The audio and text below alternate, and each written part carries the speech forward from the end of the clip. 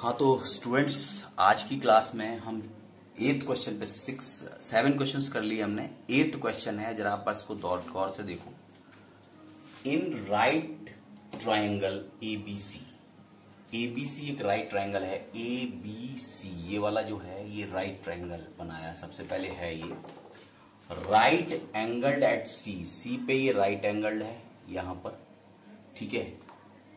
M is the mid point of hypotenuse A B, जो A B hypotenuse है इसका M, ये जो मिड पॉइंट है, यानी बी एम और ए एम दोनों इक्वल होंगे यहां पर, इस पॉइंट से बी एम और ए एम, क्योंकि इसका ये मिड पॉइंट है, ठीक है।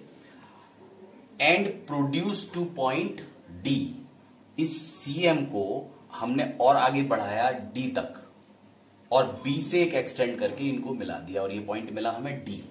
ये किया है हमने इसके अंदर, इसको एक्सटेंड कर दिया और इस तरह से कर दिया कि DM is equal to CM और डीएम और सीएम भी इक्वल है, ठीक है। तो ये पार्ट इसके इक्वल है और ये वाला पार्ट इसके इक्वल है, ये कर दिया है, ठीक है। तो अब हमें शो करना है ट्राइंगल एएमसी, ट्राइंगल एएमसी ये वाला ट्राइंगल और ट्राइंगल बीएमडी ये वाला ट्राइंगल, ये दोनों ट्राइंगल्स को हमें कॉन्ग्रुएंट प्रूव करना है फर्स्ट ऑफ ऑल। उसके बाद ट्राइंगल डीबीसी, डीबीसी अगर ये 90 है तो इसको भी 90 शो करना है आपको। डीबीसी को भी ये वाला 90 है मगर हमको ये भी प्रूव करना है 90 डिग्री। और उसके बाद थर्ड है ट्राइंगल डीबीसी, डीबीसी और एसीबी ये दोनों एंगल को कॉन्ग्रुएंट प्रूव करना है, ये वाला पूरा और ये वाला पूरा, ठीक है। तो ये दोनों राइट एंगल ट्राइंगल हो गए, लेकिन हमें पहले ये राइट एंगल प्रूव करना है, उसके बाद ये भी बताना है कि ये दोनों कॉन्ग्रुएंट है कि नहीं। और फिर CM is equal to 1/2 A M A R A B, A B this is A B, ठीक है। ये भी प्रूव करना है, ठीक है। तो सबसे पहले हम लेते हैं triangle AMC is congruent with triangle BMD, इसको प्रूव करना है। तो इन सॉल्यूशन सीधा करेंगे, in triangle AMC and triangle BMD, इन दो ट्राइंगल्स के अंदर पहले आप एएमसी और बीएमडी को कंपेयर करेंगे। तो आप ये देखो कि सबसे पहले हमें गिवन है कि BM is equal to AM, तो एएम और बीएम बराबर दिया हुआ है, तो आप लिखेंगे AM is equal to BM, यानी ये दोनों, तो लिखेंगे M is the mid point of AB, यानी हाइपोटेनियस का मिड पॉइंट एम है, तो AM is equal to BM हो जाएगा, है गिवन है, ठीक है। और उसके बाद एएमसी और बीएमडी, ठीक है। तो जो एंगल है ये वाला एएमसी और बीएमडी ये दोनों इक्वल होंगे, क्यों? क्योंकि ये है वर्टिकली अपोजिट एंगल। तो angle AMC is congruent with angle BMD, तो क्या लिखेंगे? Vertically opposite angle. आप इसे बीओए कर सकते हो, ऐसे लिख दो, ठीक है। ये वर्टिकली अपोजिट एंगल है, या इसको आप पूरा लिख दो वर्टिकली अपोजिट एंगल, ठीक है, एंगल्स। उसके बाद CM is equal to DM भी कह सकते हैं, CM is equal to DM, ये भी गिवन है क्योंकि M फिर मिड पॉइंट है और इस तरह से ये दिया हुआ है, DM is equal to CM दिया हुआ है, DM is equal to CM, ठीक है। तो यहां पर CM is equal to DM, this is given, already given है उसके अंदर। तो so triangle AMC is congruent with triangle BMD, ये प्रूव हो गया by SAS property, by SAS congruence criterion, right. तो ये हमने कॉन्ग्रुएंस प्रूव। इसके बाद करेंगे इसका सेकंड पार्ट है angle DBC is a right angle. हमें एंगल डीबीसी, डीबीसी ये राइट एंगल शो करना है, तो इसके लिए देखो हमने एक चीज प्रूव कर दी है, triangle AMC is congruent with triangle BMD. This is be proved earlier. ठीक है, हमने पहले प्रूव कर दिया कि एएमसी और बीएमडी कॉन्ग्रुएंट हैं. अगर ये कॉन्ग्रुएंट हैं तो AC is equal to BD होगा, यानी ये साइड इसके इक्वल होगी, ये वाली साइड. ठीक है, ये दोनों साइड्स इक्वल होंगी, AC is equal to BD. और अगर ये कॉन्ग्रुएंट हैं दोनों तो ये एंगल भी तो इक्वल हो जाएगा. एंगल BDM एंगल और ये वाला एंगल ACM. ठीक है, तो ये हो जाएगा angle ACM is equal to angle BDM. ठीक है, ये क्या है, ये भी बाई CPCT हो जाएगा इक्वल, क्योंकि अगर ये दोनों ट्राइंगल कॉन्ग्रुएंट हैं तो ये एंगल इसके इक्वल होगा. ठीक है, और AC और BD इक्वल होंगे, ये हो जाएगा. AC और BD कैसे इक्वल होंगे, ये भी बाई CPCT होंगे, बाई CPCT यानी corresponding parts of a congruent triangle. ठीक है, इतना होने के बाद अगर ऐसा है तो AC is equal to BD का मतलब ये हुआ कि ये दो लाइंस हैं, इनके बीच में ACM और BDM. यहां लिख सकते हैं since AC is equal to BD, AC और BD, और इसके साथ साथ ये वाला angle, since angle this angle ACM is equal to angle BDM, then AC is parallel to BD. ठीक है, तो AC पैरेलल हो जाएगी BD के, क्योंकि ये अल्टरनेट एंगल्स हो जाएंगे, ये दोनों अल्टरनेट एंगल हो जाएंगे, because triangle ACM and angle ACM and angle BDM be the alternate angles, equal alternate angles in this case. ठीक है, इक्वल एंगल्स हो जाएंगे इस केस में. अगर ये इक्वल हो जाएंगे तो पैरेलल टू BD हो जाएगा, क्योंकि ACM और BDM इसके अल्टरनेट एंगल्स हो जाएंगे. ठीक है, अब देखें BC is also a transversal of, यहां लिखेंगे BC, line BC is also a transversal of AC and BD. ठीक है, तो इसमें ये हो जाएगा angle DBM plus angle ACB should be equal to 180. ये इक्वल हो जाएंगे, यानी ये एंगल और ये एंगल दोनों मिलके 180 होंगे. यहां लिखेंगे एंगल्स, इंटीरियर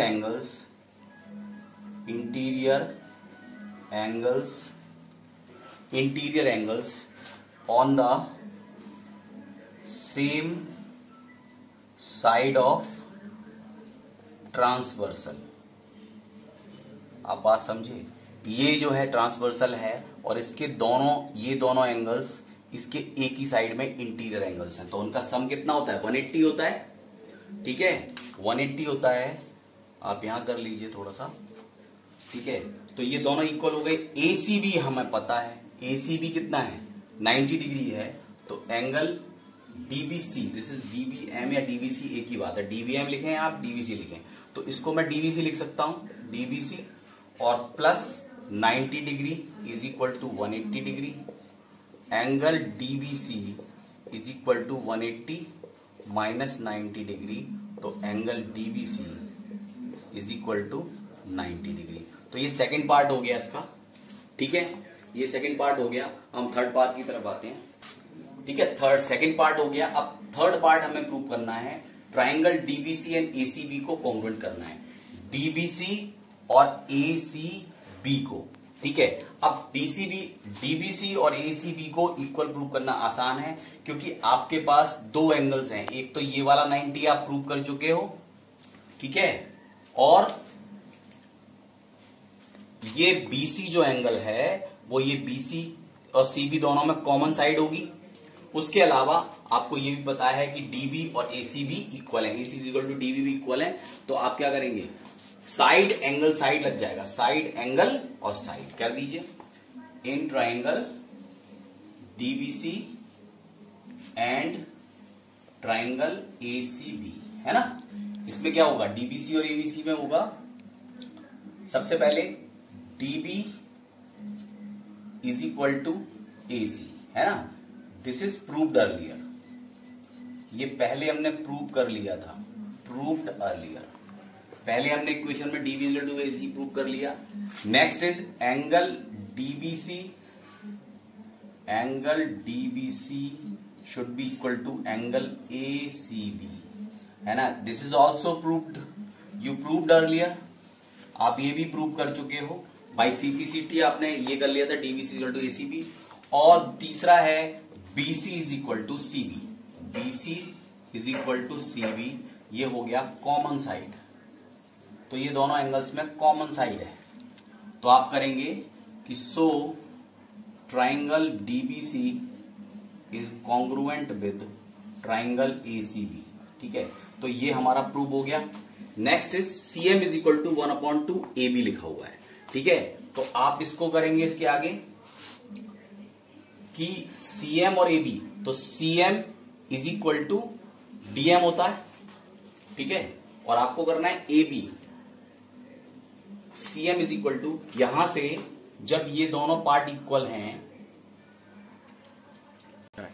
तो डीबीसी और एसीबी जब इक्वल होंगे तो आप जो है वो लिख सकते हैं A B is equal to C D, A B is equal to C D, A B is equal to C D होगा, या C D is equal to A B, C D is equal to A B, एक ही बात है, आप ऐसे लिख लें, ठीक है। सी डी जो है सी डी क्या है, अगर मैं इसमें दोनों तरफ हाफ से डिवाइड करता हूं तो सी डी बाई 2 और ए बी बाई 2 हो जाएगा, सी डी बाई 2 और ए बी बाई 2 हो जाएगा। देखें आप, सी डी का हाफ कितना है, सीएम है ना, तो यहां हम सीएम लिख सकते हैं, और यहां हमें क्या करना है, ए बी बाई 2 ही रहने देना है, 1/2 ए बी रहना देना है, तो ये भी प्रूव हो गया, और यहां लिखेंगे बाई सीपी सीटी, ठीक है। तो आपका ये लास्ट पार्ट भी प्रूव हो गया, तो ये क्वेश्चन क्लियर हो गया होगा। अगर कोई प्रॉब्लम हो उसके रिगार्डिंग तो आप बात करेंगे, मुझे बताएंगे, और मैं नेक्स्ट अब जो है वो एक थ्योरम करवाने वाला हूं, तो यहां पे ये चैप्टर आपका फिनिश हो गया। हाँ, तो स्टूडेंट्स, मैंने आपको बताया था कि दो पार्ट्स थे ट्राइंगल में, एक तो कॉन्ग्रुएंस ऑफ ट्राइंगल्स, उसमें जो 5 प्रॉपर्टी थी उसमें से 3 हम अभी यूज कर रहे हैं, ठीक है, और उसके अलावा मैंने कहा था इनइक्वालिटीज या थ्योरम्स होती हैं, तो वो थ्योरम्स वाला सेकंड जो 7.2 है उसमें 2 थ्योरम्स यूज करी गई हैं, उसमें से फर्स्ट थ्योरम जो है वो मैं आपको बताने जा रहा हूं, theorem 7.2, and it says angle opposite to equal side of an isosceles triangle are equal. अगर angle opposite to the equal sides, इस साइड का जो एंगल है वो ये होगा, इस साइड का जो एंगल है ये, अगर ये दोनों साइड्स इक्वल हैं तो इनके जो अपोजिट एंगल है, एंगल बी और एंगल सी इक्वल होंगे, ठीक है, ये दोनों बी और सी इक्वल होंगे अगर ए बी और ए सी इक्वल हैं, ठीक है।